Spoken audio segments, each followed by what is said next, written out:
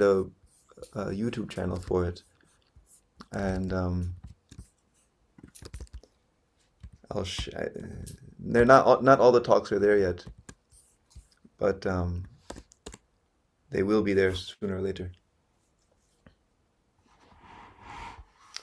Um, okay, so how should we do this? Everyone can just blurt out a question if they have one. Uh, I think there were a few questions that were already sent to me. Hmm, where is this? Tapanisha.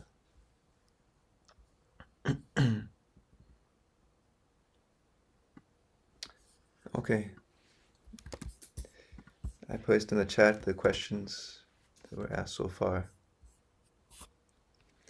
And yes, so some of these questions are interesting and some are quite basic, simple questions. And um, anytime you want to have a new question, you just ask it. Um, I don't really have any plans for this time here. So the first question, how can a conscious person get out of poverty?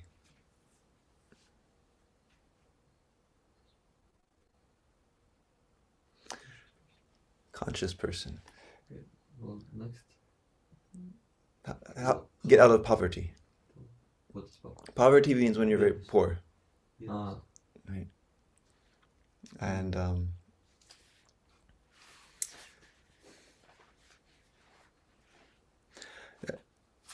this question implies that um, the typical way to get out of poverty would involve doing something that a conscious person shouldn't do. Uh, Perhaps a violation of Jama Niyama. Um, but in essence, the question, it's the same way that anyone should get out of poverty. Uh, um, what is poverty? Poverty, well, I believe in this question they're referring to financial poverty. Ah, Means not having money, being a poor person. mhm. Of course, in the general sense, poverty can mean, you can be emotionally impoverished, spiritually impoverished, mentally impoverished. So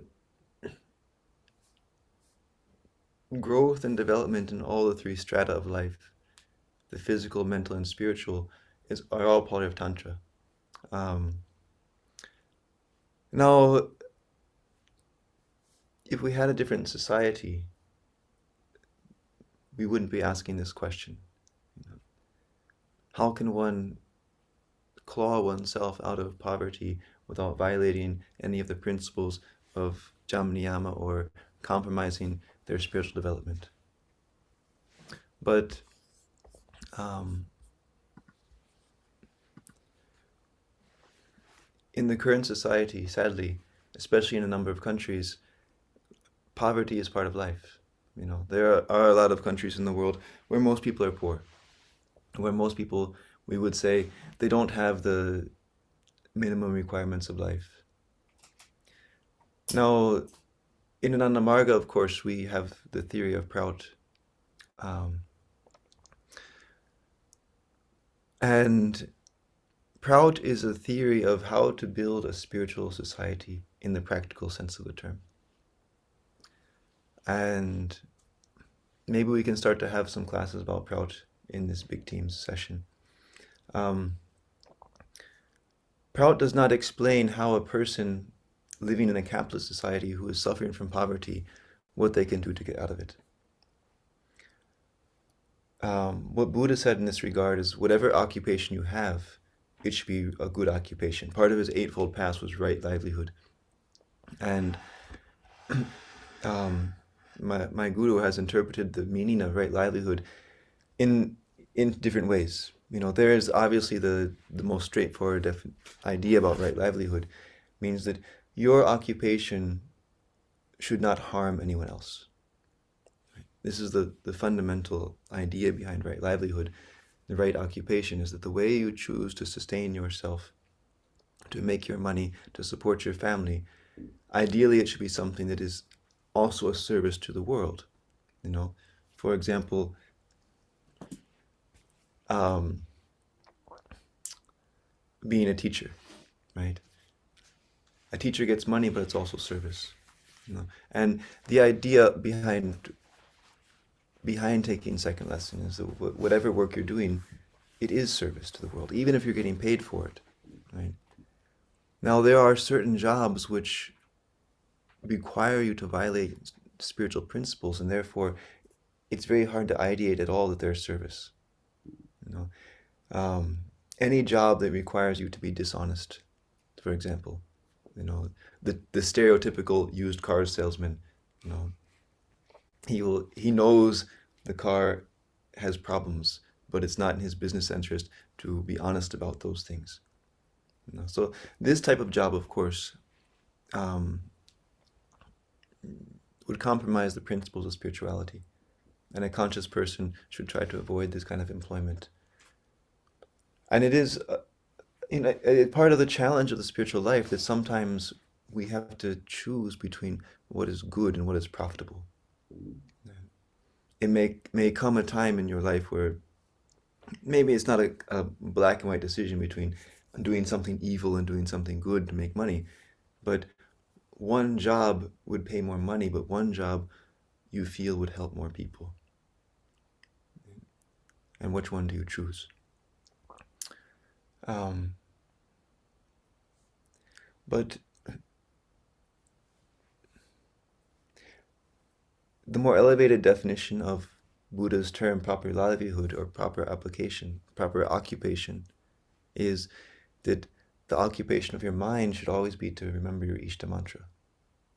Your mind, whatever you're doing to get out of poverty, while you're doing it, you try to repeat your mantra. Even if you're a used car salesman. Now, of course, if you're doing something to hurt someone, you're not going to be able to ideate on Brahma. No, it's not possible. But if you're doing something neutral, or if you're doing something helpful, how does a spiritual person get out of poverty? Well, the same way any person does their job. Any spiritual person does their job, whether they're in poverty or not. While you're doing your work, you try to remember what in Madhuvidya or Brahmachari.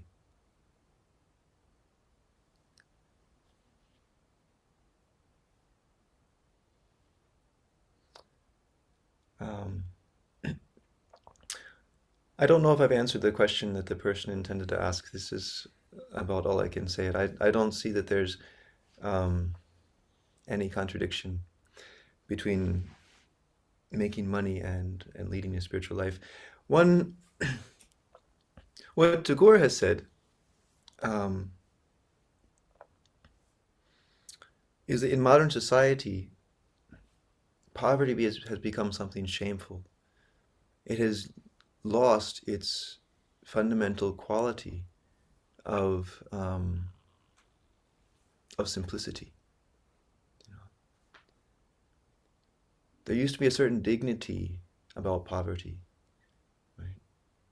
That you were simple in once, your focus was not on making money. But in modern society, in capitalism in general, poverty becomes something undignified. Because one of the fundamental ideas behind capitalism is that a human being doesn't have the right to live unless they have a job that pays them money. In the days before capitalism, it wasn't like that. People lived in communities, and the community would never allow a person to starve simply because they weren't useful in the economic system.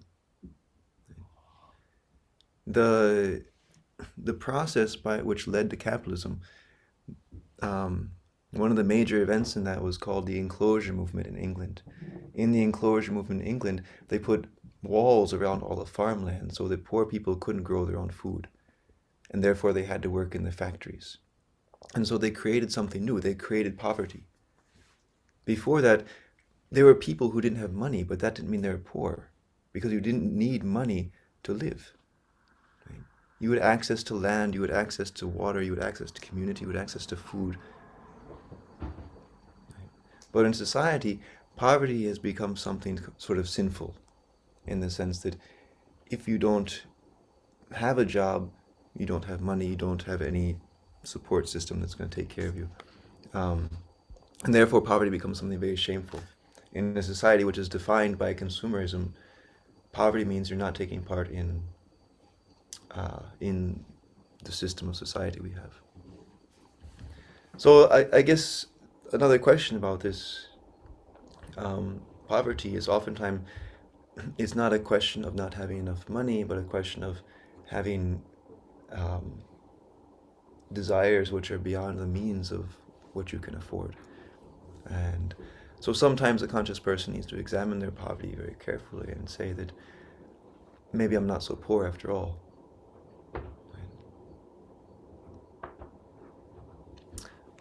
Okay, I'm going to move on to the next question. How to maintain a state of flow? The most important thing to maintain a state of flow is to have a routine. Do meditation the same time every day. Do asanas the same time every day. Wake up the same time every day.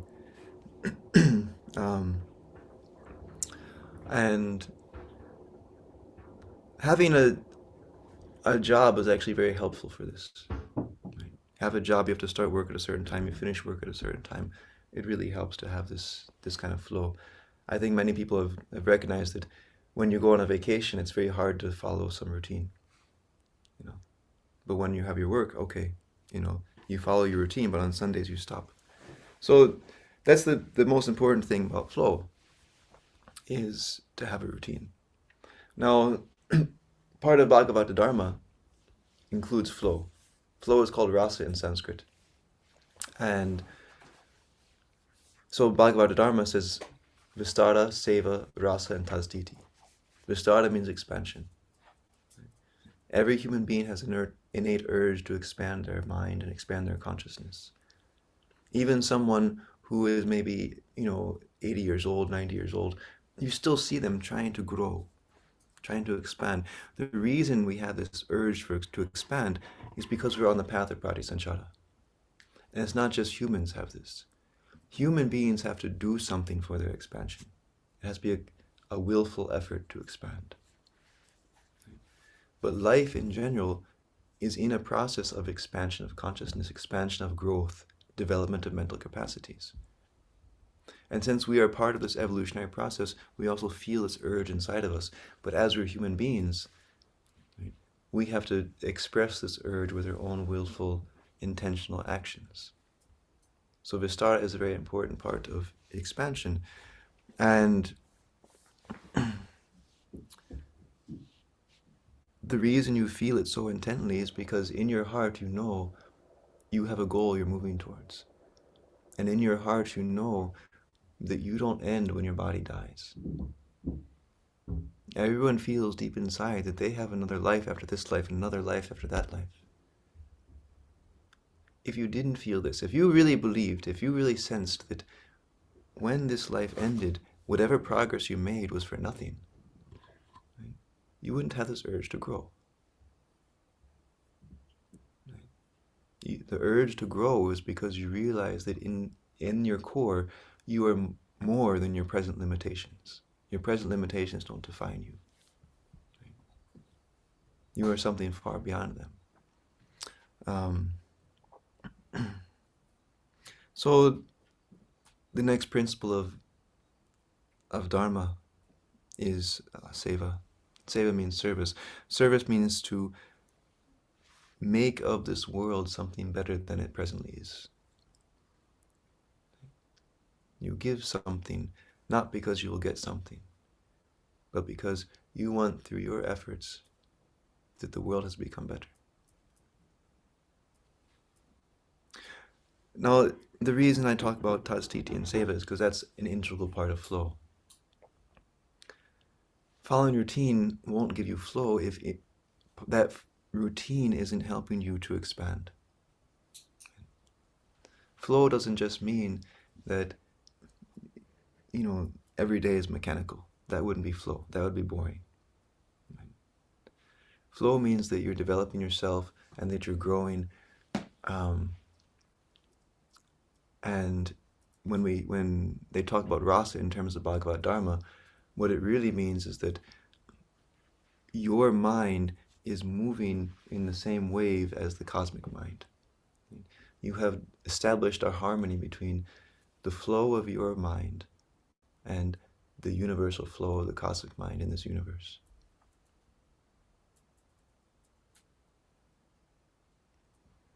And just as the universe is developing and growing, so is your mind. Now, every entity has its own flow. Right? As a human being, you have your own flow. Now, the animals, their flow cannot be out of harmony with the cosmic mind. That's what it means to be an animal. Human beings have to make effort to attune their individual flow with the cosmic flow. Otherwise, we constantly have clash after clash after clash after clash. Now, as a way to sort of understand this, when you come to a retreat, then you can feel the cosmic flow very strong. Right? Because the retreat is designed in a certain way to express the flow of Dharma. And if at the retreat, everyone else is doing one thing and you say, no, I'm going to do something else, then you're not in the flow that's going on there. And then you're going to get some clash. You'll come to the kitchen, oh, there's no food left. You'll get angry about it.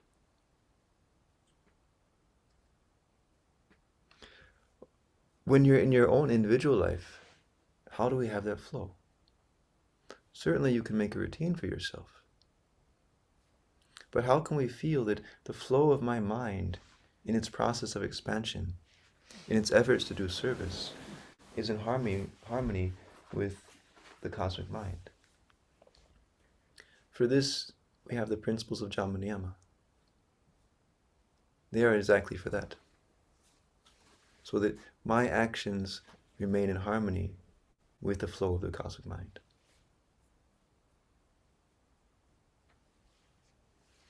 Now, our Guru has also said that to truly start to experience flow, we have to start to feel the cosmic mind. And in that light, you could sort of say that the principles of Jama Niyama are helping you to get to that point.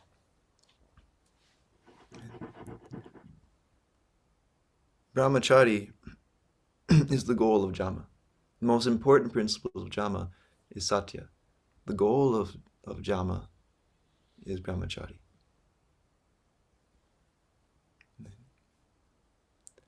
And the most important principle of Niyama is Saucha. But the goal of Niyama is Ishvara Pranidhana. Once you're established in Brahmachari, you don't need to pay attention to the other principles of Jama. They're automatic. Jama dictates how you should relate to other beings in the world. If you can relate to them as they are an expression of Paramprusa, then all the other principles will be automatic. You will never violate Satya or Steya or Ahimsa.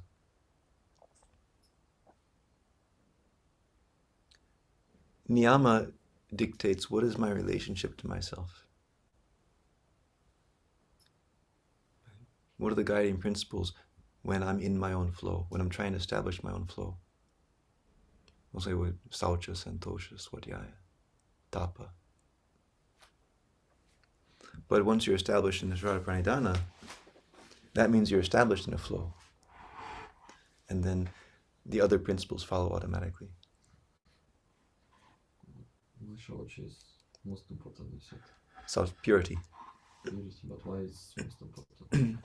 Because purity of mind. If the mind is pure, then it's very easy to follow the other principles. In the same way, Satya means benevolence of mind. If you care about other people, you will tend not to hurt them. If you care about other people, you will tend not to consume too much stuff. Right? If your mind is pure, if your environment is clean, you will automatically tend, Okay, you're not going to tend to read Swadhyaya, but um, you'll have Santosha, you will follow Tapa.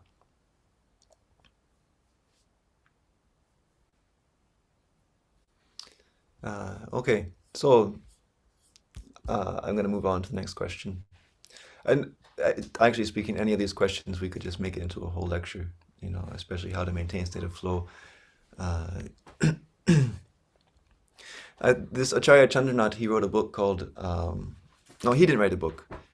Devashish interviewed him and wrote the interview down, and it became the book. What was it called? When the time comes. Yeah, when the time comes. And what is it? What is it? When the time comes? What does it mean? Well, he was looking for a guru for his whole life, and he couldn't find one. He satisfied him. Then he found one that he thought was the right guru. When he went to that guru, the guru said, "No, no, no, I am not your guru. You will get your guru when the time comes." Right. And then when he met our guru, Anandamarga guru, when he walked into the room to get initiation, Sri Sri Anandamurti said, "So has the time come?" And so that was the title of his book. So when the time comes means when the aspirant is really ready to move on the path of Tantra. And in his book, he talks a lot about maintaining a spiritual flow. And he said, you have to do all the practices. Right? Even if you're like him. He was such a person, when people say, can we videotape you doing meditation? He says, no. He said, please, Dada, it's for the promotion of something. Just for a minute, 30 seconds. He says, no. Because as soon as he closes his eyes to meditation, he goes into samadhi. And his wife was the same. She says, let's videotape it. She closed her eyes. And he starts moving around. Like, he cannot pretend to do meditation even. He had the opposite problem of us. Right? But he said even for him, he still does all the practices. He still does asanas. Maybe he doesn't do Tandava. Well, he's dead now, but he says you still have to do everything.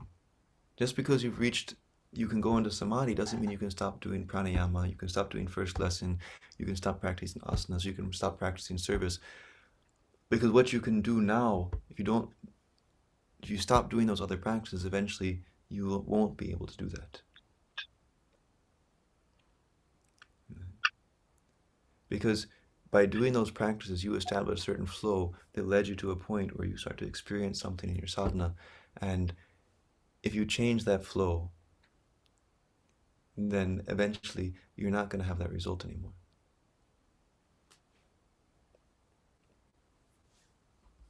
Okay. Next question. Can a long practice of meditation while performing asanas affect health?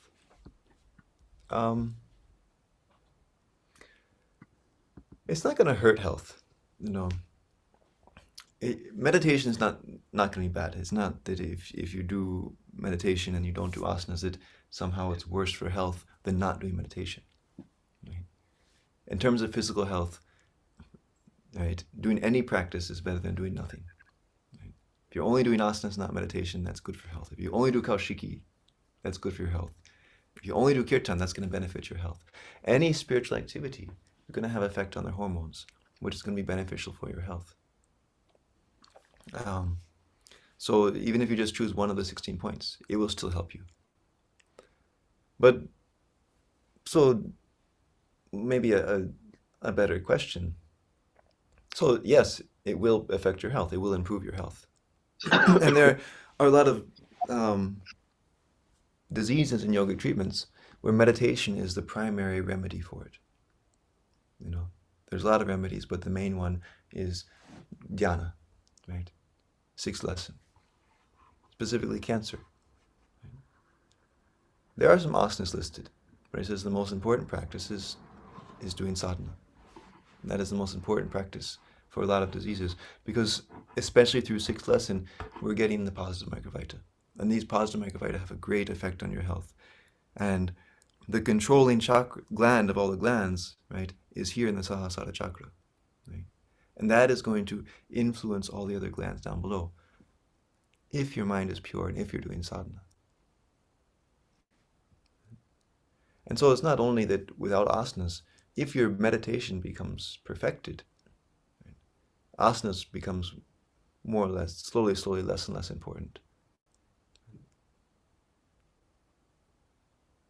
Now, if you don't do asanas, you won't have so much flexibility, and you might have some digestive problems, etc. But the balance of the hormones can be just as well established through a meditation practice as it can through the practice of asanas. But it takes time to get there. And so when we're new, the practice of asanas is very, very important, right, for the hormonal effect. As your sadhana becomes better, the need to practice asanas for their hormonal effect becomes less. Right? But the need to practice asanas for their benefit to the physical health, for example, the digestive system, the flexibility of the body, problems with the spine, whatever other problems people get, that will still stay the same.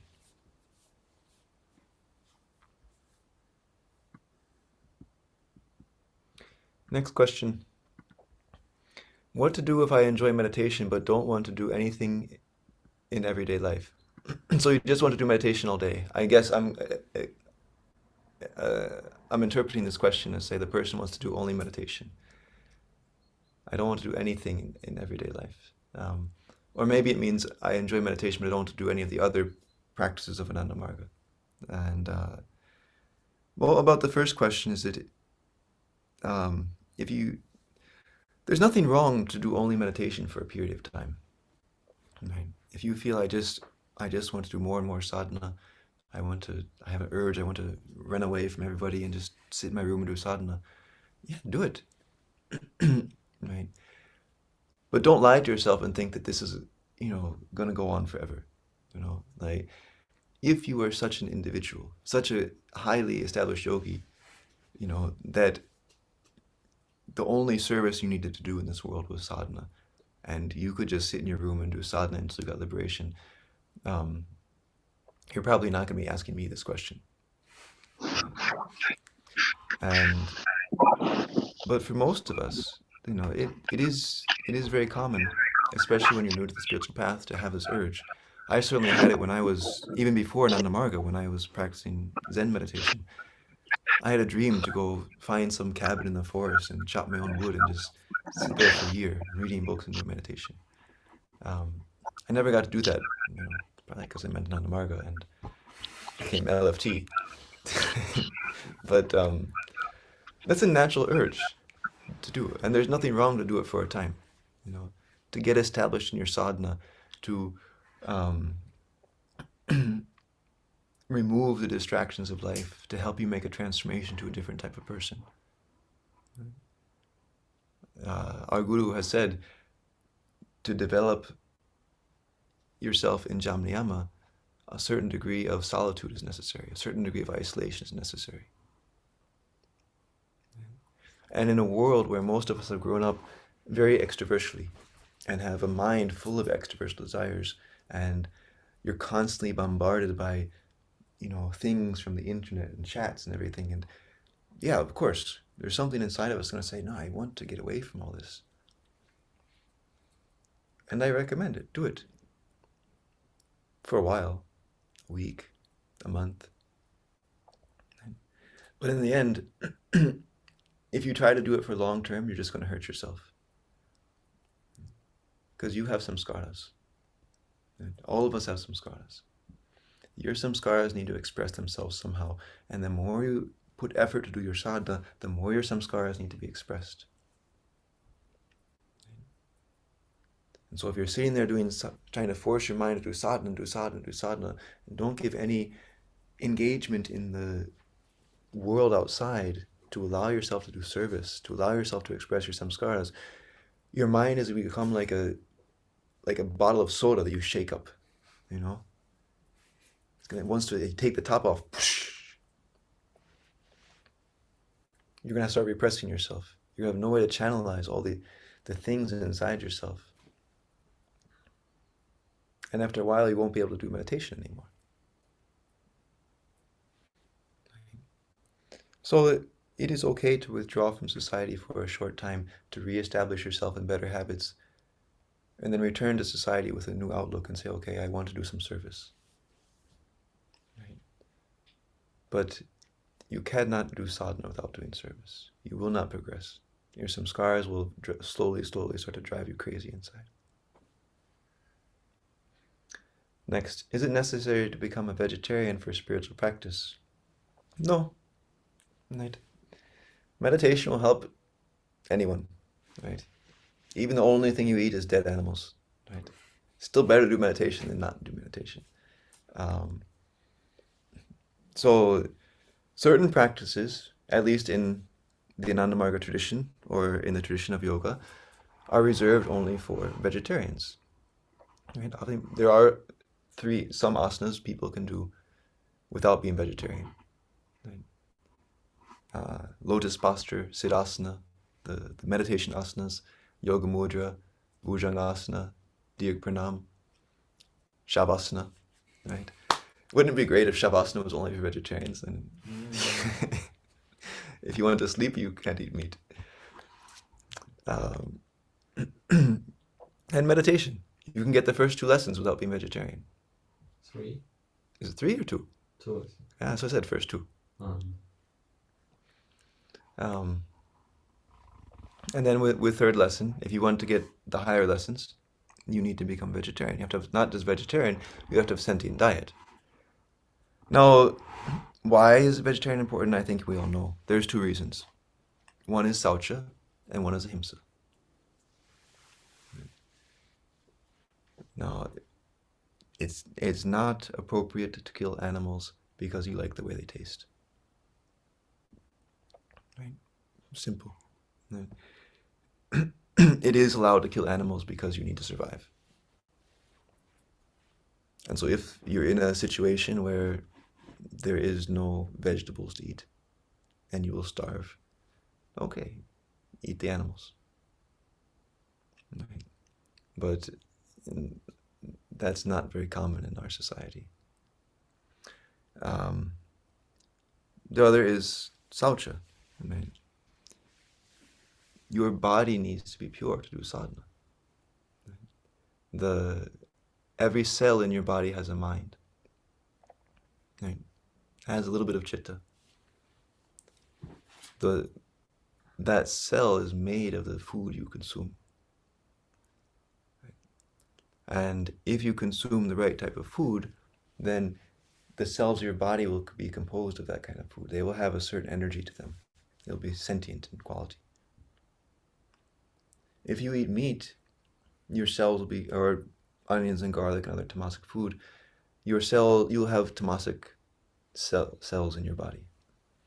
And when you sit down to do meditation, or not just meditation, anything where you want to concentrate your mind, you want to read a book, you want to listen to a lecture, your human mind and the minds of all the cells and organs in your body are going to have discussion. What do we want to do? And your human mind may say, no, I want to do meditation, but your body is going to have a different opinion. It will say, we're not designed for this. We're not made for this. We're not built for this. And that's true.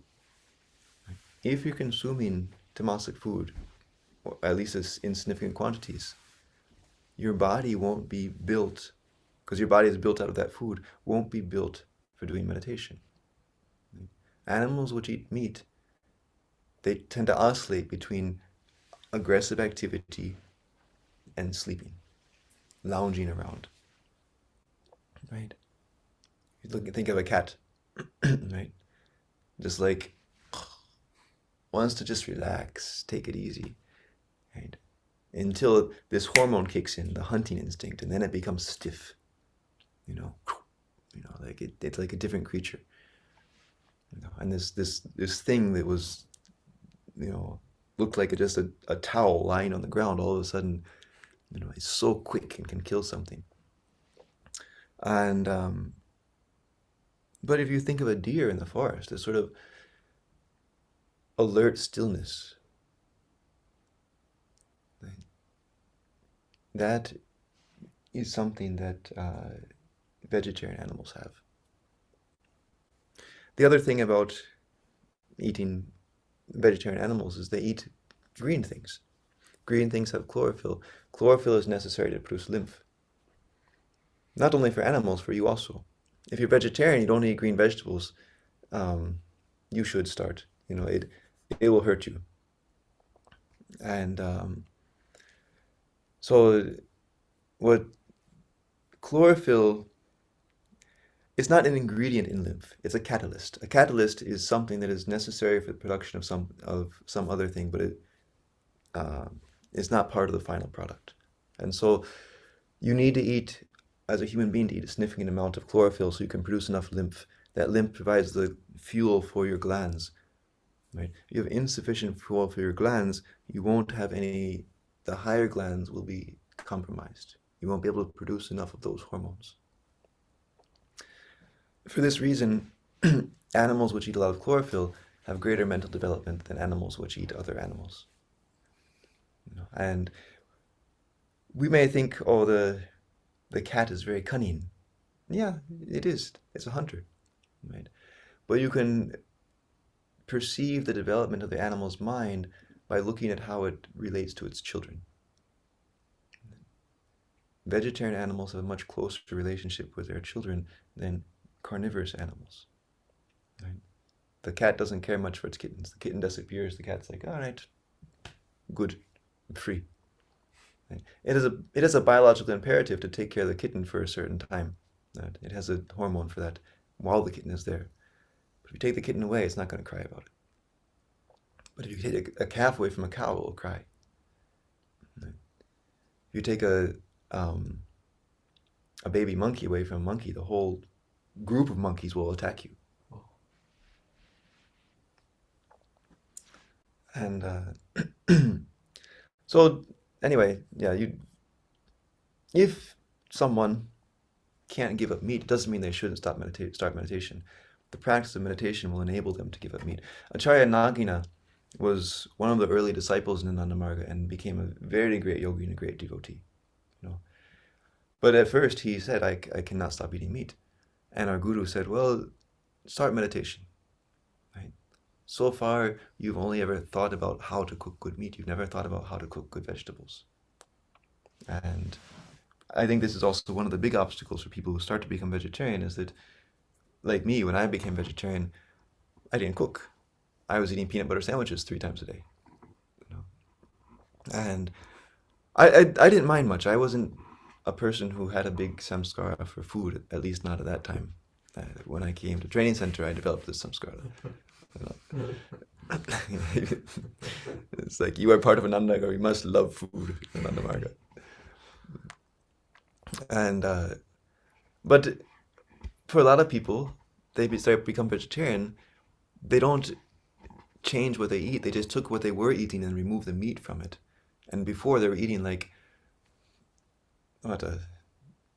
steak and potatoes, and now they take the steak, they just have potatoes, and they say, "Oh, vegetarian diet's not interesting." Right? So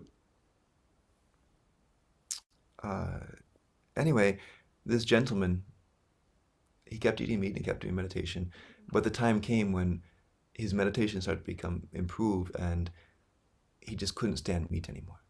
He would eat it and just feel dirty inside. And that's part of what happens when you do meditation. You become more conscious of what you feel when you do things. You become more aware of the subtle effects. Everything you do has a positive and negative side, right? And our mind desires the positive side and ignores the negative side.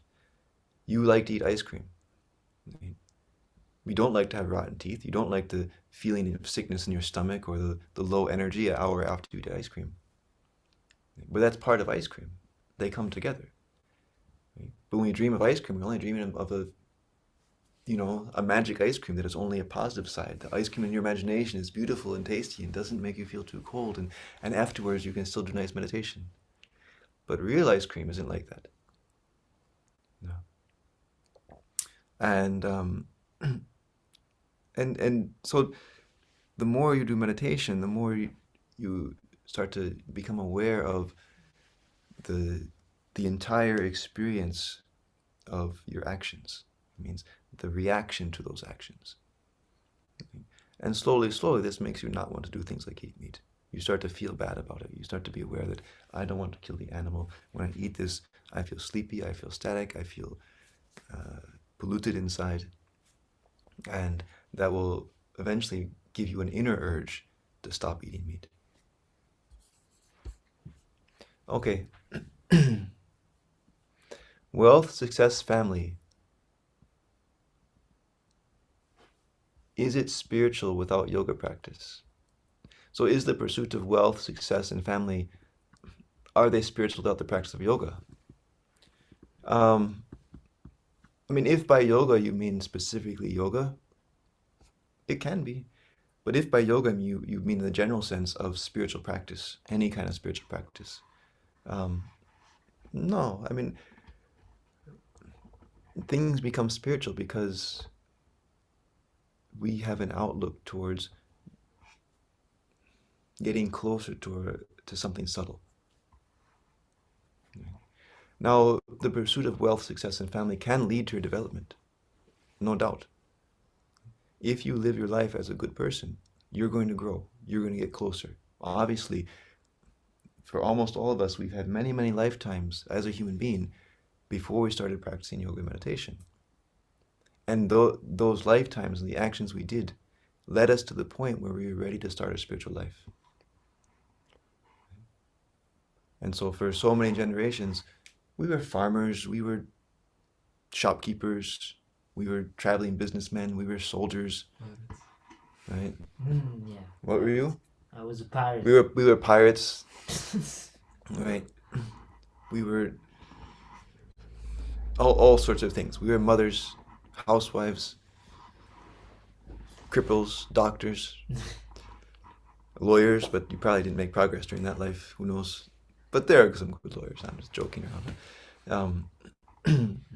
Pramatesh is here. Maybe I shouldn't say that. He wants to be a lawyer.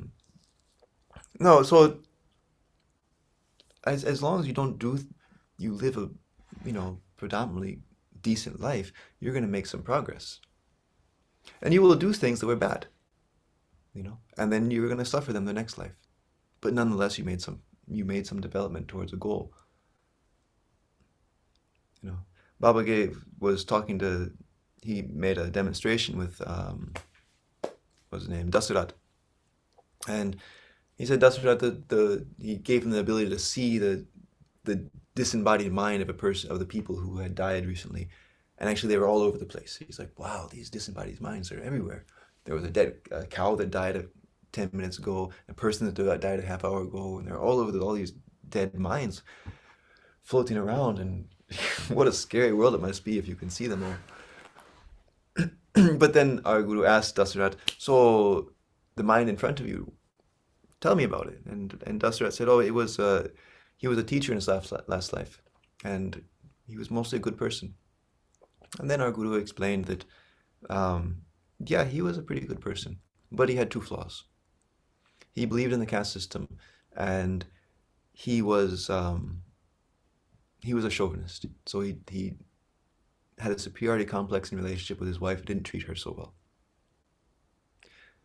And so he was predominantly a good person, he was a teacher and he wanted to help the students. And for that he would make progress. But as he was a husband who made his wife feel unhappy because of this feeling that men are more important and higher than women, his next life he was born as a woman who would marry such a husband. And as he was a high caste and in pride of it, in his next life he was born as a Shudra, a low caste. And so in this way, he will have to suffer the results of the bad actions he had.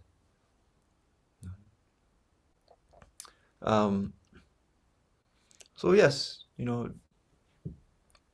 almost everything is going to help us, right? Except for kama, right? Animalistic tendencies, the pursuit of them was not going to lead you to any progress. Things that you do that are inherently harmful to others is going to lead to your degradation. Right? And so, if you define success as the accumulation of physical property, the enjoyment of crude pleasures, right? To accumulate enough money so I can eat great food and, you know, drive fancy cars, you're worshipping physicality. That's going to lead to your degradation, right? Because your mind is more subtle than the physical things which you're desiring from your mind. But if your definition of success is something else, like, a lot of businessmen, they don't, it's not that they want to enjoy physical things, they want to enjoy just building something, right? Having a successful business, maybe use their money for something good, right? And okay, that's gonna help you, right? Because through the process of pursuing your success, you're gonna have to control all your animal instincts. You're gonna have to become a disciplined person. You're gonna be a person who doesn't eat too much, doesn't sleep too much, doesn't drink too much. Right? And you have to control all these things. And of course, family is service, right? That also can lead to your development. But if you love your family to the extent that, or you want to help your family to the extent that you harm other families, then it's gone too far, and it's not gonna hurt you, or it's going to hurt you. What Tagore said is that the love we have for the people who are close to us, um, that helps us understand the meaning of our soul, is to care about others, is to unite with others, right? Love means the union, that you start to recognize yourself in others. You start to feel a oneness with them. You start to understand that the joy and the purpose of your soul lies in union with something that is beyond your soul, beyond yourself. You can't find the purpose of your life cannot be discovered with the confines of the walls of your own ego. But he compared it to a lamp. He says it's as if you lit a candle in a closed container. Right? Eventually, the light from that candle will consume all the oxygen and extinguish the candle. Right? Because you closed it off from the rest of the world. What he meant by that is, if the love and the unity we start to feel with others is confined to some small little family, eventually it consumes itself. It's not allowed to expand, not allowed to breathe. But he says, but still, for that time it was shining brightly. It proved the purpose of the soul. It proved what we're here for. It shed light on it, and we can't ignore it. And you see this happens to a lot of people. Right? They start their family life, and it sort of opens things up inside of them. Right?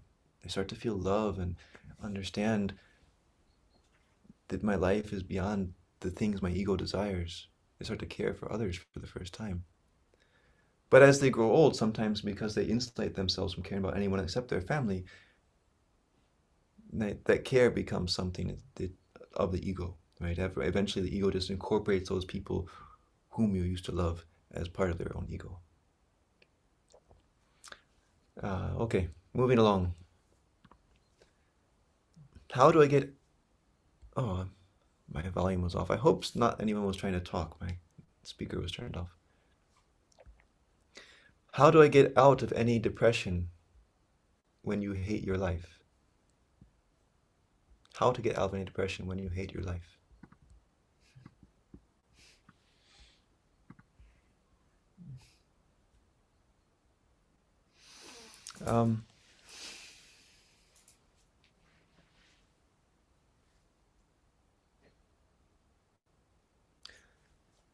There are different levels of depression, and there are different ways to understand what you mean by your life.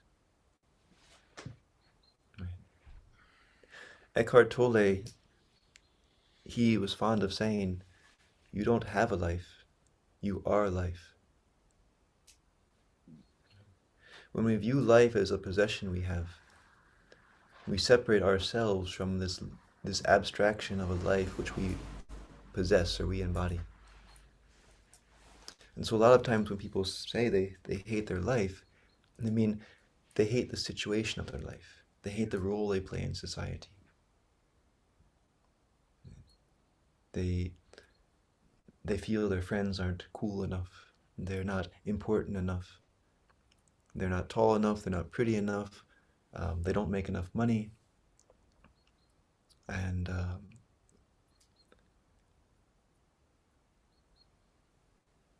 the most important way to get out of that is to stop caring so much about your life and start realizing what you truly are. If you start to feel that in this moment you are an expression of life, you're an expression of consciousness.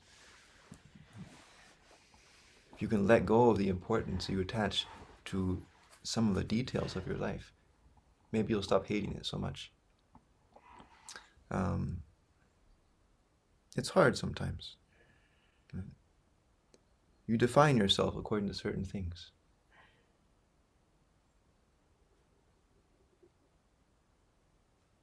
And a lot of times, due to the way we define ourselves, we start to not like ourselves. If you define yourself as beautiful, then you start to get old. Say, I hate my life. I don't look beautiful anymore. Right? But imagine you didn't have any mirrors in your house. Right? You wouldn't know you weren't beautiful. Right? You wouldn't know. If I'm ugly, that's not my problem. That's the problem that people have to look at me. Right? Sorry, everybody. Yeah, I can turn off my video if it makes you feel better.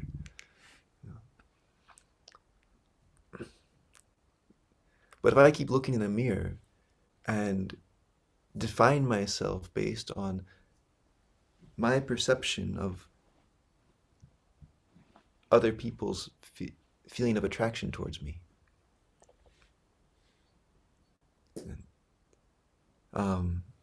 that becomes like an addiction. I'm constantly looking for people to tell me I'm beautiful. I constantly want that feedback. And when it becomes hard to get that feedback, then you start to feel, oh, I hate my life.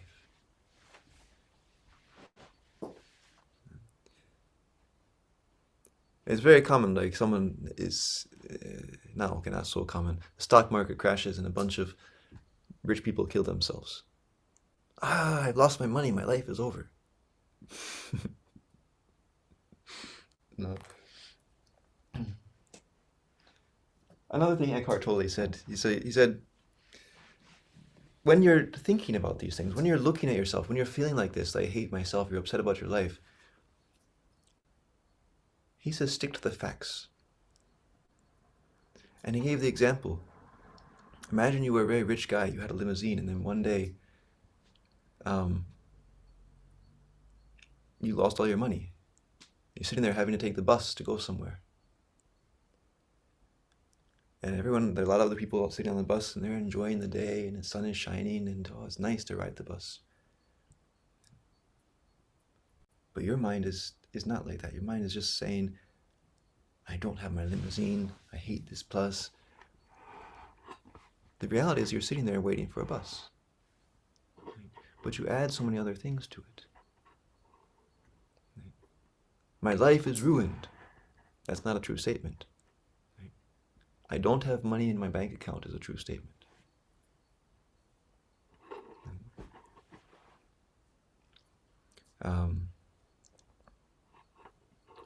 And so when we can really stick to the facts, not color them with a perception of what we wanted our life to be when it's not, then we will stop hating our life. There was another example, I don't remember where it is from. One spiritual teacher went to see a lady and she was in the hospital. And she was saying that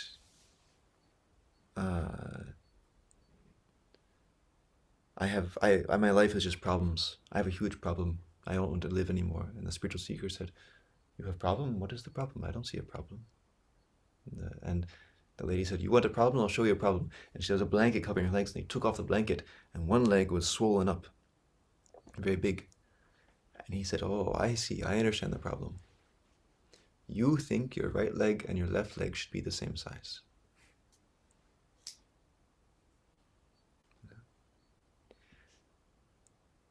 And he was suggesting if you can stop comparing the present moment to what you think the present moment should be.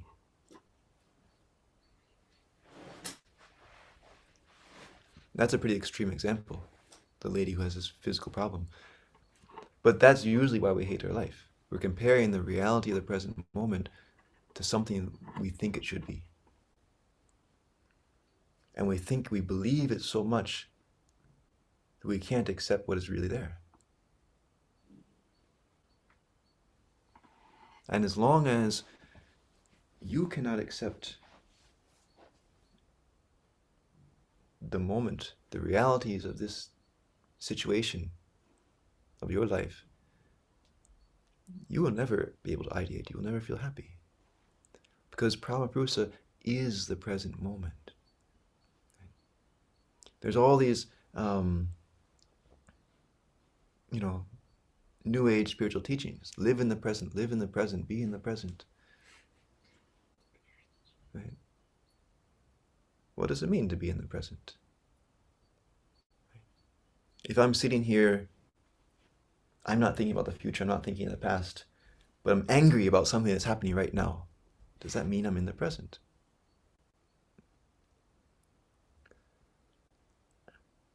Our guru, in his book about Shiva, said there is no such thing as the present moment. No. In Shiva book, he said, yes, you should live in the present. Be present in the present moment. In Shivalogy, he says like that. Shiva said, you have to live in the present. But later, in a different book, he says, there is no present moment. There's past and future. Right? And that short period where the immediate future is becoming the immediate past, right? That transitional, we call that the present. That's talking about, he says, time is not when you're talking about time, there's no such thing as the present moment. When Shiva said live in the present, he didn't mean live in the present time. He means step out of the game of time, overcome the bondage of time. Live in the present moment means to ideate on Brahmapurusa.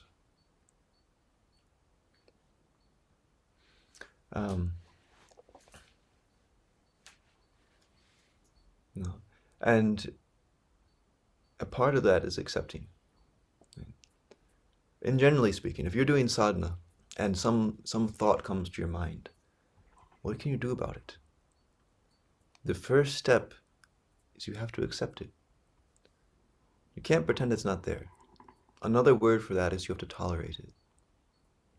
Tolerate doesn't mean to lose yourself in the thought. Tolerate means to allow it to exist without causing your hormones to secrete anything. The image of a person you don't like comes into your mind. Okay. Allow it to be there for a moment without making you feel angry. Then you can do something with it. Then you can let it go. Then you can start to apply your mantra to it. But if you don't at first tolerate it, if you immediately either push it away or get lost in the flow of thoughts that are accompanied by the secretion of hormones in your body, then you've allowed that thought to take over your mind. All right, I'm going on to the next question. This one has an orange diamond after it instead of a blue one. I have a question for Dada, please. Why do some people have self-destructive tendencies? I have met people with these tendencies throughout the world. To me, it appears to be more of an inner self problem than influence from outside factors. What is Dada's advice for how can I start giving encouragement to self-destructive people?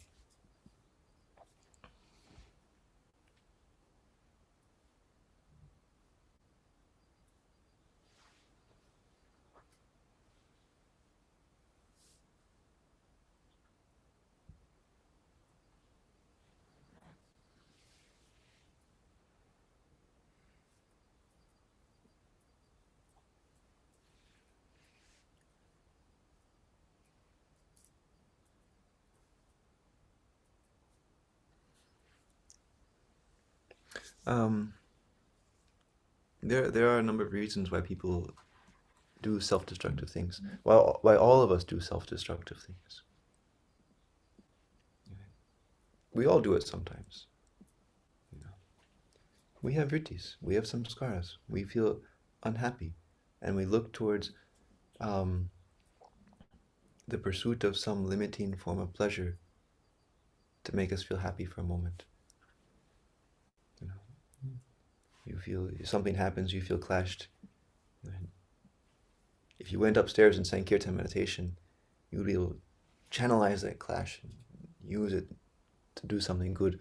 But oftentimes we go to the kitchen and we eat something, or if you're a little bit less crude, you'll drink something. You know, and it's escape. And certain escape activities are a lot stronger than others. But you know, we all have different escape activities, and a lot of self-destructive people, they get addicted to them. Because the thing about an escape activity is that it makes the problem worse. Then you want to escape more. Then it makes the problem worse. Then you want to escape more.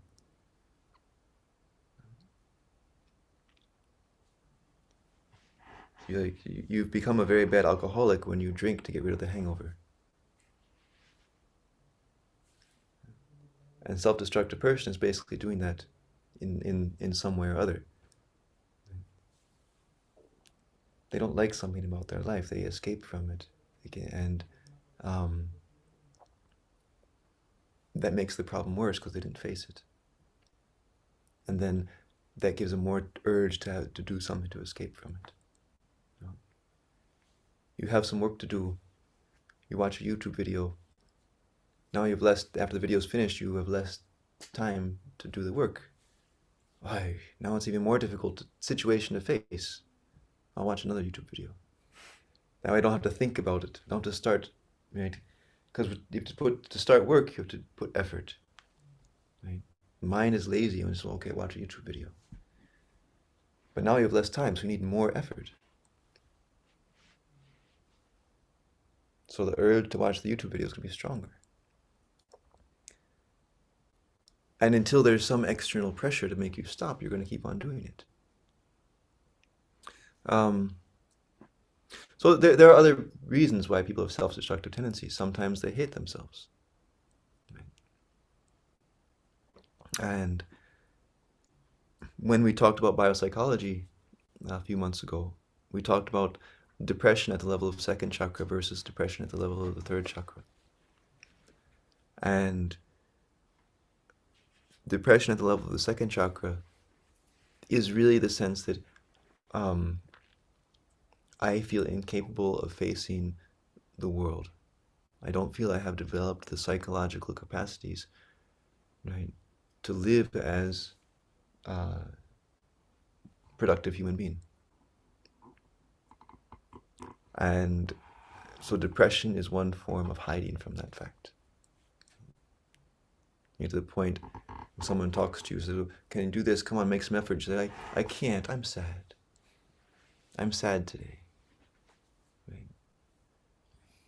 And there's sort of a freedom in depression. You're free from doing anything about it. Right? I can sit in my room and do nothing all day because I'm depressed. And so, if it is from the level of second chakra, what to do about it is different than if it's the level of third chakra. Depression at the level of third chakra is because you tried something and you feel unsuccessful. And you need to recuperate and keep moving forward. But at the level of second chakra, we need more nourishment. And so someone basically self-destructive tendencies at the level of the second chakra is an urge for the mind to return to animality, to escape the challenge of the human life. Um,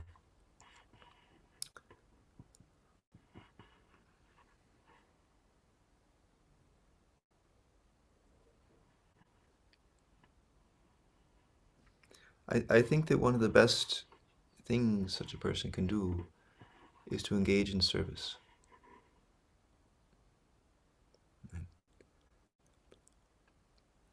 With service, you don't need to have achieved a high level of skill to feel that what you're doing is valuable.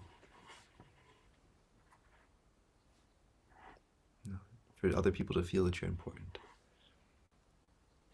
You don't have to have read many books. You just have to learn how to care. And the more you help, the more you care. The more you give, the more you discover that you have a lot of wealth inside which you can give.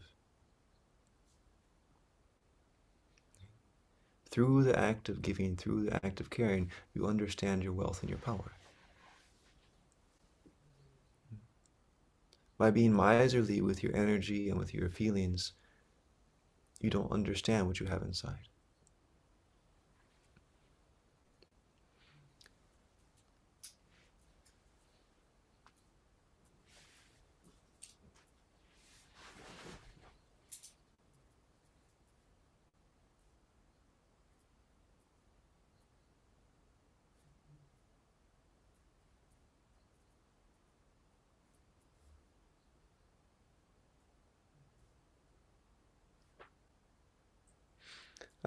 But when I lived in USA, in San Francisco, I knew a number of people who uh, did all sorts of different drugs, you know. And I mean, it's San Francisco after all. So um, a lot of them, on the surface, they seemed were doing it just to have fun, you know. And when I would meet someone at a party, it was like, no, no, I don't drink, I don't smoke, I don't do any of this. I'm just here to have fun, right? It really shines light on the fact that these other people aren't doing these things to have fun. Um,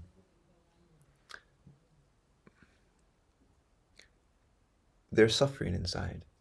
They're suffering so much they feel that they cannot pretend to be happy. And they're doing a drug so that they can reduce their level of suffering to something that is socially acceptable and participate in social activity. So they went there and they didn't drink the alcohol, then they couldn't pretend to be having fun. They couldn't ignore their suffering enough to pretend to have fun.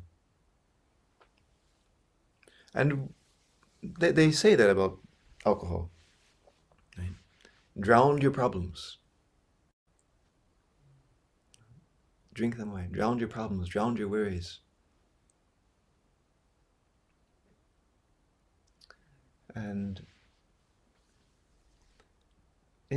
I guess ultimately, it's self-destructive tendencies is a form of escapism.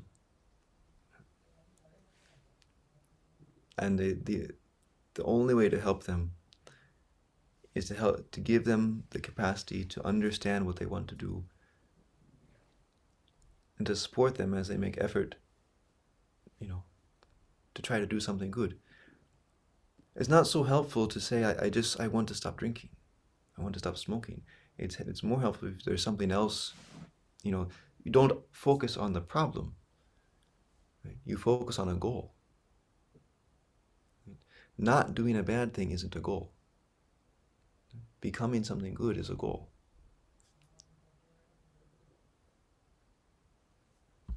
All right, I'm going to move on. My question, please, to Dada, what is the meaning of Avidyamaya? Can it come to us in our sleep, in our dreams, take form of a spiritual master or guru and mislead us? What actually happens when we fall asleep? Okay, I'll answer the last question first. When you sleep, your Kamamaya kosa is dormant. The Kamamaya kosa is the bottom layer of the mind which relates to the sense organs. Because that level of mind is dormant, you don't get any input from the sense organs. Right? Someone walk in the room when you're sleeping, you don't hear anything. You're snoring, you don't hear yourself snoring.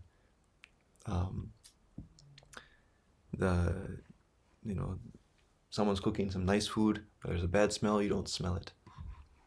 Right? It's cold, you don't feel cold. It's hot, you don't feel hot. Right? When you wake up, I'm sweating like anything.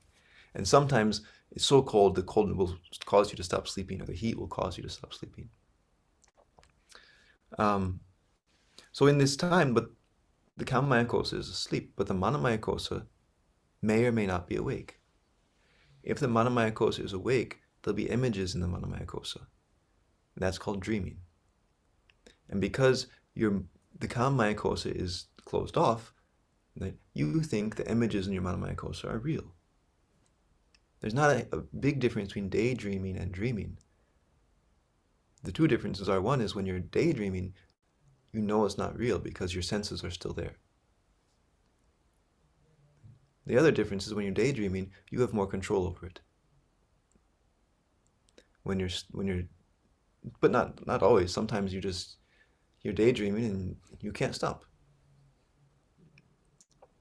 So where do the images come from? Of course, they come from your samskaras. So for the most part, dreams are not anything mystical or magical, right? When you look at your dream, you're looking at samskaras that you have. And that's why these samskaras, the basic rule of samskara is, I want to express myself when the situation is right. And so the images come to mind, the samskaras cause some story to sort of appear before your mental plate. And you watch this story in your dream, and you think it's real.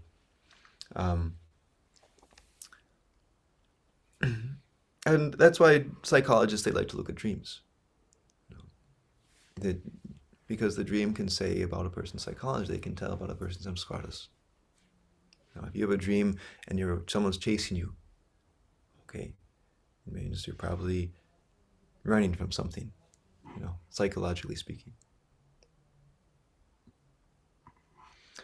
Right, the rest of the question, what is Vidyamaya? In the phase of Pratisanchara, there is the tendency of a movement towards more development of consciousness, more development of mind. But in human life, there's also the opposing tendency, an urge to go the opposite direction, an urge to return to the simplicity of animal life. So this Vidyamaya and Avidyamaya. And in the Ramayana, there's this parable, right? Sita was kidnapped by Ravana and taken into the palace, and Ravana was the 10-headed demon for the 10 sensory organs and the 10 motor organs, and he tried to convince Sita to be his bride and tried to seduce her with a lot of tasty food and fancy clothes and nice houses and all the things to make the sense organs happy. Now, Sita's husband was Rama, means supreme consciousness. But she was imprisoned in the palace of the sense organs. In the palace of the sense organs, she was imprisoned, and the sense organs were trying to seduce her to say this is the real life. So that's the most direct form of Vidyamaya. The attraction towards the extraversual activity. The path of meditation, we're trying to encourage Vidyamaya and discourage Avidyamaya. We're trying to introvert our mind, introvert our senses. Make the mind more interested in sounds we hear inside and things we feel inside, and happiness which is derived inside, than things we can see outside, things we can taste outside, pleasure we can get from the outside world. Can it come to us in our sleep? in our dreams, it's not really something that comes to you. It's something which influences the mind. And sure, that if you have some skara for some crude enjoyment, you can dream about it. Right? One time there was a trainee here in training center, and in his sleep he dreamed he did sadhana, and he woke up and he asked the trainer, it was Dada Hari, he said, Dada, in my dream I did sadhana, do I still have to do sadhana? And Dada Hari replied, if in your dream you eat breakfast, will you still want to eat breakfast?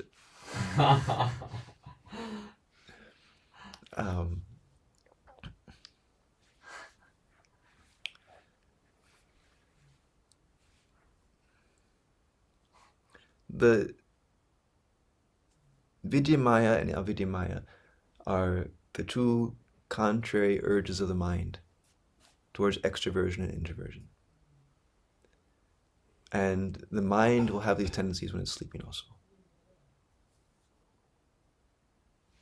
So, some people, they dream of a football game, and the team scores a goal, and then they kick their leg, and they're sleeping next to someone, they kick the person. Goal! Yay! Right? Yeah, okay, extroversion mind. Let's watch the football game in our mind. If you watch a lot of movies, your mind gets used to enjoying watching movies. Right? If you eat a lot of food, your mind gets used to enjoying eating food. If you do a lot of sadhana, your mind gets used to enjoying the feelings of sadhana. That creates an impression in the mind, a flow of the mind. That impression and the resulting flow of the mind is called samskara. And when you sleep, those are the samskaras that are going to influence your manamaya kosa and create a dream in your mind.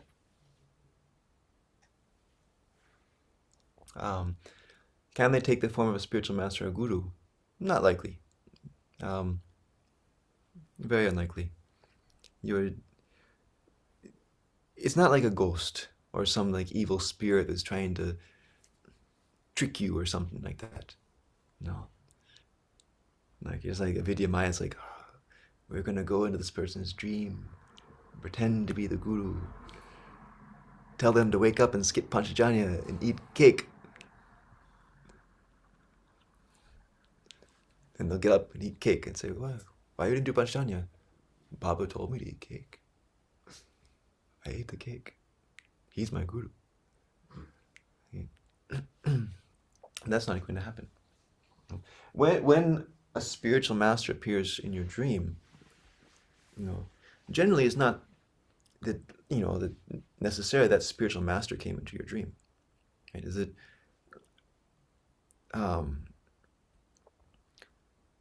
some dreams are not influenced by samskara, right? But by the higher levels of the mind. Right? Just as lower mind the images are always in the manamaya kosa, but they don't always come from the samskaras and the sense organs and the memories. Sometimes we get influenced, the manamaya kosa can be influenced by the higher kosas of the mind.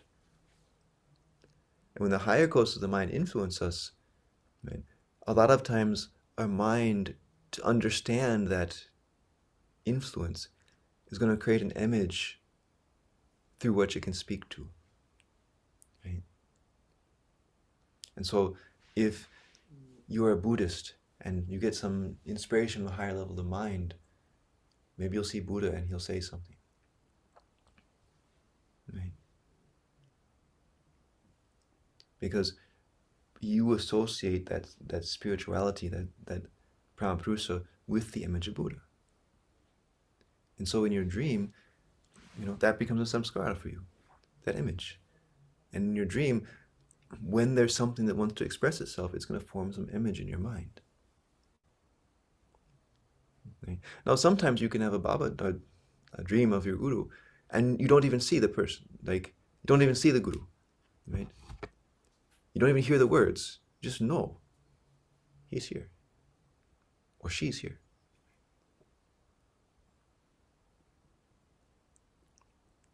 Telling me something, but doesn't speak in words. It's not necessary. But sometimes the image will come, And I've had some dreams where my guru didn't say anything. He showed me some scene which helped me understand myself better. Right? Now maybe my guru actually came to teach me that. Or maybe I realized that in the subtle levels of mind, and I was understanding it by creating a scene where my guru was involved. Right? But either way, this is something coming from the higher mind towards the lower mind. It's not going to hurt you or mislead you. Namaskar, namaskar, namaskar, namaskar. Now there's minimalism. Namaskar from New Zealand. Can doing kirtan help people who are far away? Is it useful to do kirtan against the war in Ukraine? Okay. I was expecting it sooner, actually.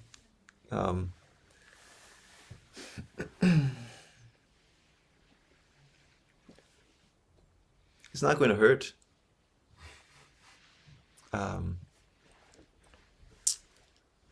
Let's start a different idea. It's not a war. Let's say there's like a sick person somewhere.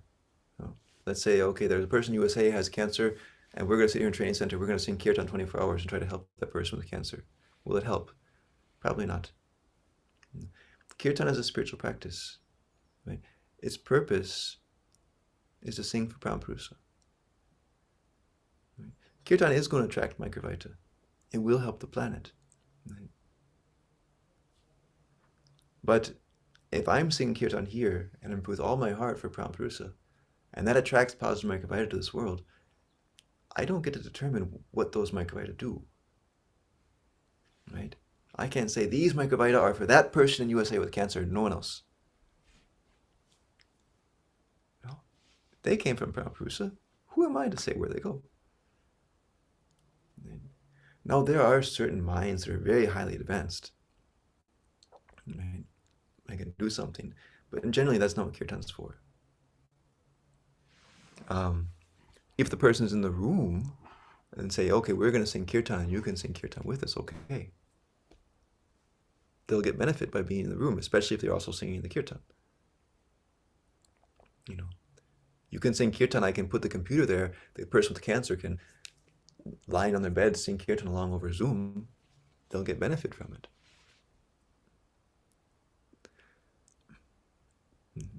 Well, now I say the next thing, okay, we were singing kirtan when coronavirus came. Is it going to help? Well, that makes pretty good sense, because a virus is negative microvita, right? It was caused by the cause of a virus, the root cause, is collective tamasic behavior by human beings in one form or another. The dead bodies in World War II attracted the Spanish flu to us and caused the influenza virus. What caused the coronavirus? No one can know for sure. Right? There's speculation because humans are killing so many animals for food. Maybe that attracted the negative microvita. Maybe it was something else. Maybe it was the imperialism. Who knows? Right? But the way to combat negative microvita is with positive microvita. And kirtan is the best way to create positive microvita. So the more people singing kirtan on the planet is going to have a positive effect in fighting the negative microvita. Now, it would be nice if we had two Earths, and one Earth, coronavirus came and no one sang kirtan, and another Earth, everyone sang kirtan. We could see how much faster coronavirus went away. How many more, but we can't do that experiment. It's really hard to judge what was the real effect. How much of the positive microvita that was attracted by that kirtan actually fought coronavirus, or how much of it was used for other things, spiritual progress. Okay, about the war in Ukraine specifically. Is it useful to do kirtan against the war in Ukraine? I don't know. I know it's helpful for the Margis in Ukraine, right? And the Margis in Russia, and the Margis around the world, right? who want to express their concern and their love and their anguish about this, and to feel that even though the countries are at war, we still feel like we're brothers and sisters with the people in the other country.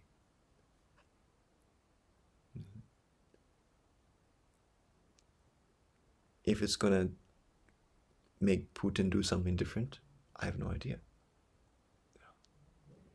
I doubt it, but who knows? You know, I can't say honestly.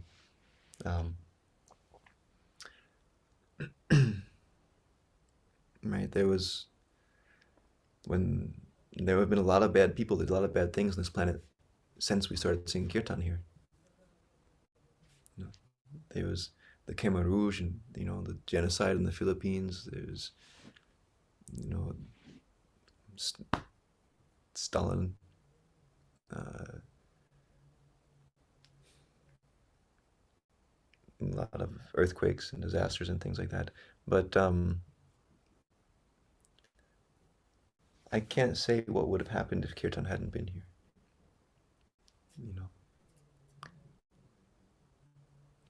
I can't say that does kirtan help people in a different place in the world who don't want to be helped.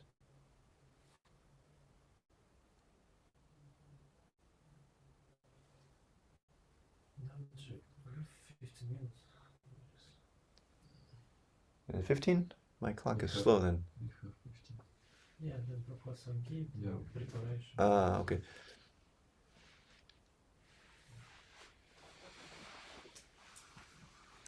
Okay, Lakshmi, you said, so why not if we change our MC singing? I don't understand. Via kirtan. Can one change it? Could have effect on others as well. MC means like our inner like I'm sorry, say again? MC is the change our inner micro Like, Micro and cut out. Microvita. Okay. Kirtan will help the person singing kirtan. That's like kirtan requires ideation. Right? Like in Taiwan, they put a radio playing kirtan all night long in the garden, and I tell them that's not going to help the plants. Right? The radio is not ideating on Prampurusa, neither are the plants. Right? Unless there's a mind that understands the kirtan, then it's just a sound. And if there's a person singing kirtan in the garden, that's different. The human mind is there, right? Then the plants maybe get benefit. But, huh? you would work 24 hours. Yeah.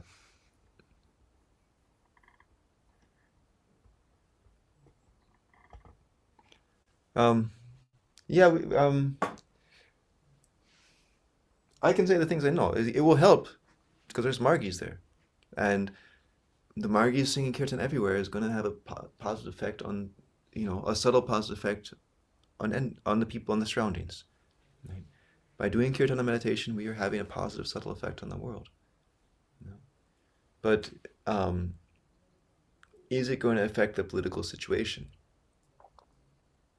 Only to the extent that it affects the minds of the people involved in creating that political situation. Right?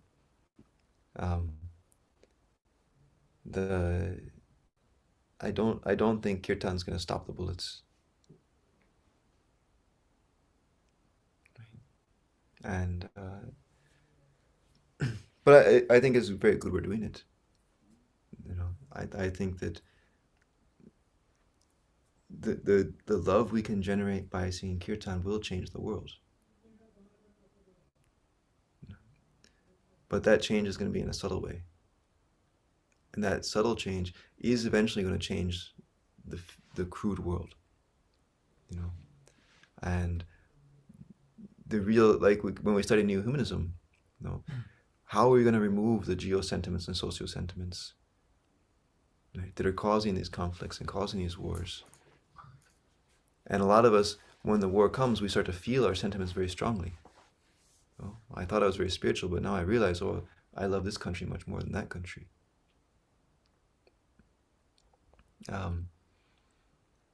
And spiritual practice will help us change these sentiments. And like Baba said, like my guru said in the Humanist book, when people don't want to participate, we have to force them. If they want to go on and be sentiment and destroy the world, say, no, we're moving, you have to come along with us. But just by saying that, it emphasizes that by us doing our practices alone in a room somewhere isn't going to inspire other people. That's why we're doing prachar. That's why we're talking and going out there in the world. Because it's not enough to sit, let's all Margis just sing kirtan all the time. Will that positive microvita make other people start doing meditation? That's not the approach we take, right? We teach them about meditation, right? And if we can't just sing kirtan and hope that that's going to make other people start meditating, I don't think singing kirtan is going to make other people stop fighting also. At least not immediately. More and more positive microvita will change human society. Right? There are devyonis and paradyonis involved in human psychology, collective human psychology, involved in the movements of history. Right? But those movements take time. And I don't think it's going to help the people of Ukraine because the kirtan we sing now changes human psychology slowly over the next 50 years. So that after 50 years, there won't be a war.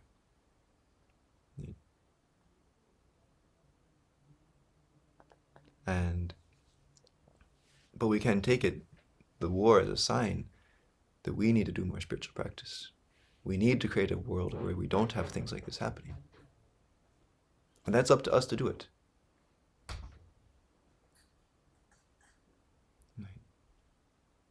We have to do it. Like literally speaking, what Einstein said, you can't solve the problems with the same type of mind which created the problems.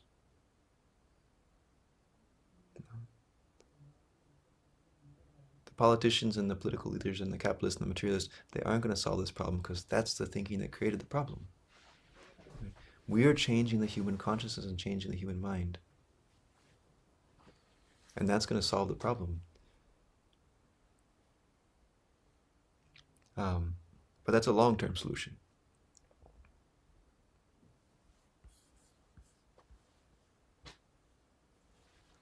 Okay, this has to be my last question here.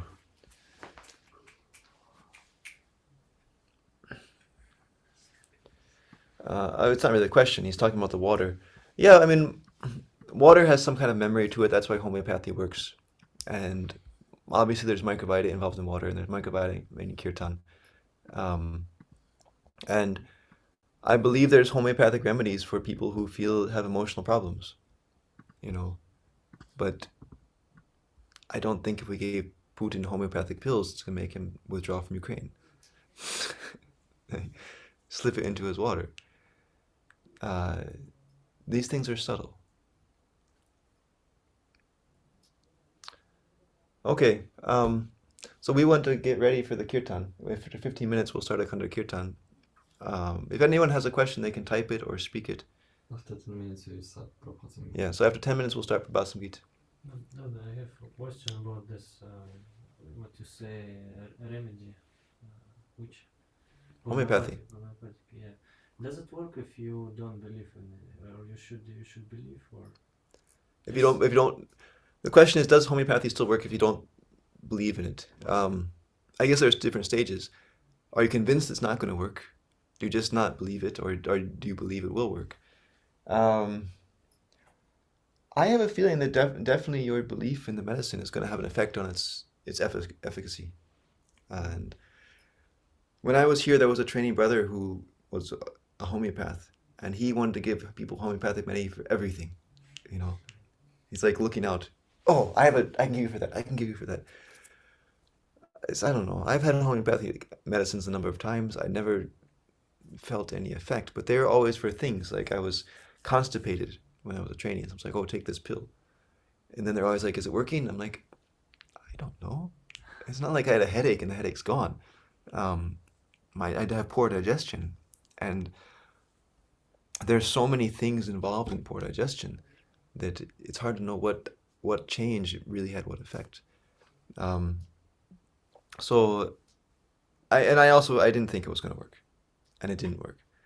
But I don't know if I believed in it if it would have helped, and if I did believe in it, maybe it was just a placebo. There's always the placebo effect is very strong, and that's one of the big criticisms that Western scientists have about homeopathy, is that, can you demonstrate that it works with a double-blind test versus a placebo? No, because they're both just sugar pills with nothing in them, right? But one supposedly has some memory of something, and one just is just sugar pill with no memory of anything. And if you just gave people, and double-blind means the doctors also don't know, right, which sugar pill they're giving to the patient. Otherwise, when they give it, they might influence subtly, So I'm a doctor. I don't know which one I have. I'm giving to a patient, and you don't know. And I'm giving someone else giving to this one. I don't know who's getting the right one. And so they haven't really ever had such an experiment that demonstrated that homeopathy worked. But I don't think there's also been very sincere investigations about it, because the people who have money to fund such research generally are very skeptical about the idea that homeopathy works at all. And yeah, and they also maybe very much want it to not work. And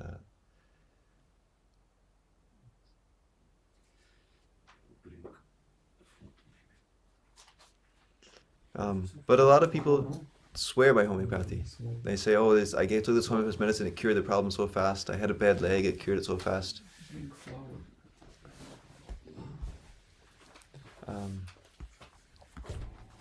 Any more? Any more questions? But I believe in homeopathy. Somehow I didn't believe it would have solved my problem. It doesn't mean I don't think it's valid medicine. But especially if you're a sadhaka, a lot of problems you have are going to be due to samskaras, and generally speaking, the solution is going to be to adjust the practice of your life in some way, and there's not really a medical cure for it.